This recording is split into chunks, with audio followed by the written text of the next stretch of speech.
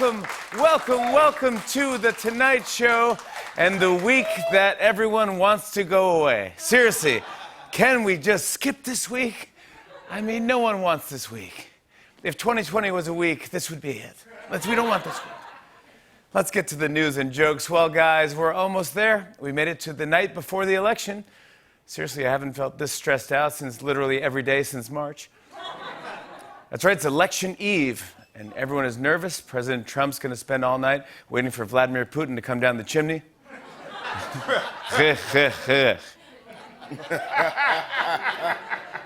Seriously, I feel like I'm at the very top of a roller coaster, and I know the guy in front of me is going to throw up. It's like, just brace yourself, man. Oh, come on. Yep, tomorrow, the only places that'll be more crowded than the polls are liquor stores. 3 bottles of Tito's? Yeah, that should get me through the night. Here's how tense things are. Earlier today, I walked in on my stress doll squeezing himself. Someone's in here! Someone's in here! A lot of people are across the country really stressed about tomorrow's election, but I saw this commercial for something that can help. Check it out. State of the world got you down? Want to release the tension building inside of you? Take your mind off your problems with the Fidgy Wutsy. The Fidgy Wutsy is a new stress relief toy here just in time for the election. You can spin it, you can squeeze it, you can spin and squeeze it. Yeah, that's been happening. We built these for the amount of stress people were having 2 months ago, not the off-the-charts numbers this week. But don't worry, that's why we started selling them in packs of 20. See how many you can break. The Fidgy Wutsy, for when you need to make the next 2 days go fast. That's right. I saw heading into tomorrow that Trump leads Biden by 21 points among white voters without a college degree. In other words, Trump is leading with any voter who attended Trump University. And this is big. I saw that Biden leads Trump among black voters by a count of 87-5. Hang on, never mind. That was actually the score of yesterday's Chiefs-Jets game. Never mind. But listen to this. Trump has apparently told people that he's going to declare victory tomorrow night if it looks like he's ahead. Trump said this isn't true. He's going to declare victory if he's ahead or behind. It's close in Casper, Wyoming. Release the balloons. It's like the guy on Man vs. Food taking one bite from a 30-foot burrito and slapping his name on the wall. I basically did it, right? You really want to see me eat the whole? Come on. What do you think's going to happen? The Man vs. Food guy. At this point, the only thing Trump can declare without anyone questioning him is bankruptcy. Yep, Trump told confidants that if he's ahead on election night, he's planning on just declaring victory early. You know, I thought this was pretty much unheard of, but then I was watching TV last night, and it turns out it's more common than you'd think. Check this out. Are you an older gentleman? Are you running for president in a tightly contested race? We know what you're going through, and we know it might be embarrassing, but you're not alone. Premature election, because not everyone can raise their polls. Well, after his plan to declare victory got out, Trump denied it to reporters, but check out what he said about counting ballots. I think it's a terrible thing when ballots can be collected after an election. I don't think it's fair that we have to wait a long period of time after the election. So instead of the Biden-Harris campaign bus, Trump supporters will switch to running mail trucks off the road. It's always a good sign when your candidate says, as long as nobody counts the ballots, the election is ours. But heading into tomorrow, everyone's eyes are on the polls, especially in swing states. Listen to this. In the critical battleground states, a poll from the New York Times and Siena College shows Biden leading Trump in 4 key states, up by 6 points in Arizona, 3 in Florida, 6 in Pennsylvania, and 11 points in Wisconsin. At this point, the best thing Biden can do to win the election is to lose his voice. Just don't say anything. Don't do anything. Just don't put your glasses on or take them off. Just don't do anything. So get the corn dog away from him. No corn dog. No corn dog. No. Don't do it. Just stay home. It's like bringing a kid into an antique store. Don't touch anything. Just don't touch anything. I know it looks like it's just don't touch.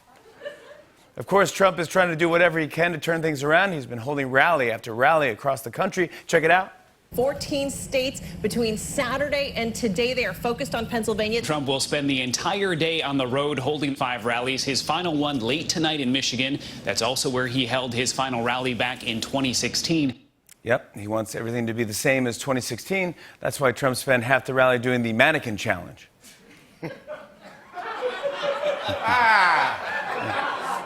Let's talk about the Democratic ticket. Today, Joe Biden and Kamala Harris held their final campaign events in Pennsylvania, where they were joined by some special guests.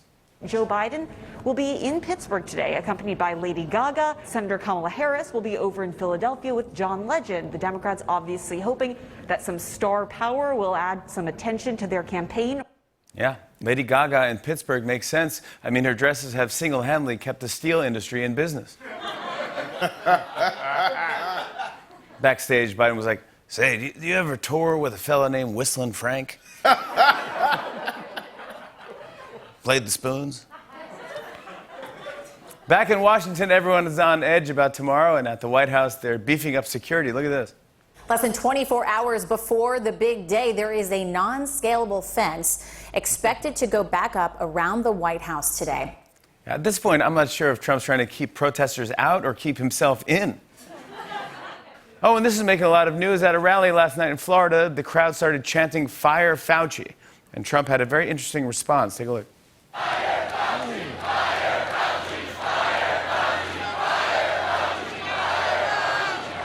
Fauci. Don't tell anybody, but let me wait till a little bit after the election. I appreciate the advice. In a few days, we might be getting COVID updates from Dr. Lil Wayne. The campaign has finally drawn to a close, and after hundreds of rallies, I think this clip best sums up Trump's closing argument for why he believes he deserves a second term.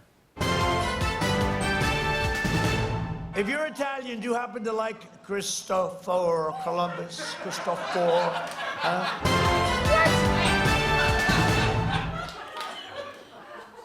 How about another one of Trump's strongest closing arguments? Yeah. You know why they're trying to talk everybody out of voting? People aren't buying at CNN, you dumb bastards.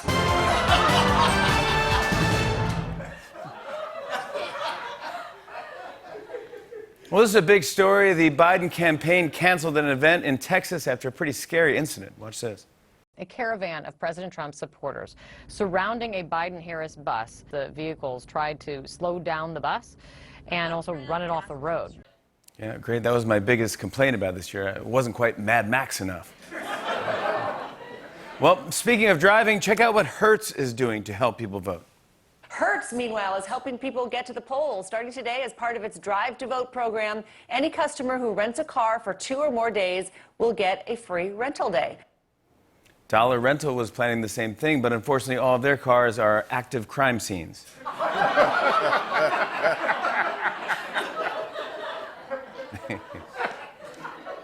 Here's some news from overseas. That joke's too real for a couple of people here. That's scary, man. Yeah. Here's some news from overseas. It just came out that Prince William had the coronavirus back in the spring. Listen to this. Prince William, second in line to the British throne, tested positive for coronavirus in April, but controversially choosing to keep his diagnosis a secret. Man, Prince William must have gone crazy. I mean, imagine being cooped up in just 795 rooms. Here's some news that isn't about the election or the virus. A Canadian man sued Canada Dry for making false claims. Let's see how that went. A BC man has won a class-action lawsuit against the makers of Canada Dry Ginger Ale. Victor Cardoso alleged that the advertising slogan made from real ginger was misleading and the product contained no ginger. He was awarded $200,000, most of which will go to legal fees. That's it. I'm suing Mountain Dew for not being made from mountains or dew. I thought this was organic. As soon as they heard that, Dr. Pepper started Googling how to quickly get a medical degree.